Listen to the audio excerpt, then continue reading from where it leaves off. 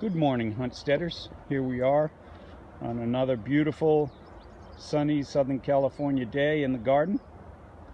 I'm going to do a little video on my self-watering containers. My friend Leslie has asked me how they work. I'm going to do my best to explain it here. So essentially what we have is two 5-gallon Home Depot buckets, one inserted into the other. The top bucket has 3/8 inch holes drilled all along the bottom to allow the water to go from the top to the bottom. And in the center I have a 3-inch hole that I drill, and I drop one of these plastic cups with the holes in it that I got on Amazon, I think, for cheap. You drop that in and you fill it with potting soil, soak it, and what it does is it serves to wick the water from the bottom reservoir up into the top container where the plant is. So if you look at these, when you set the top bucket into the bottom bucket, you get a little, I don't know if you can see it here, but there's a dark area at the bottom 3 inches. And that's where the reservoir of the water is. And if you look at the black hole in where the eye used to be, and let's do this, that's my overflow valve. So when I fill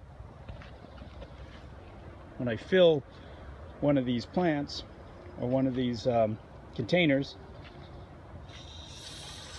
I know it's full when the water starts coming out the overflow valve. And the great thing about these, particularly here in Southern California where it gets pretty warm in the summertime, I only have to fill them every couple of days. When it gets really hot, I may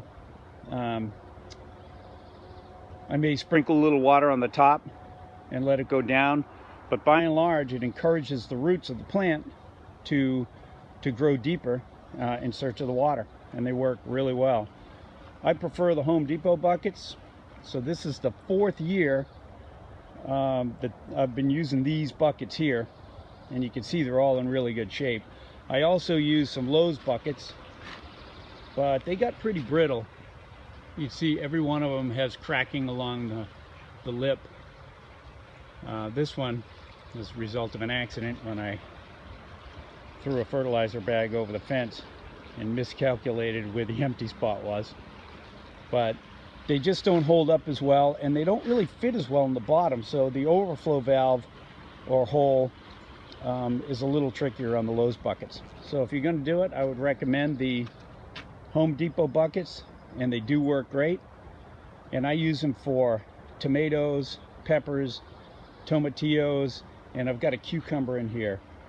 And in the back I have a sweet pea plant left over from the winter. But they work great, and I highly recommend them, and also they add a little pop to the garden. Thanks for watching.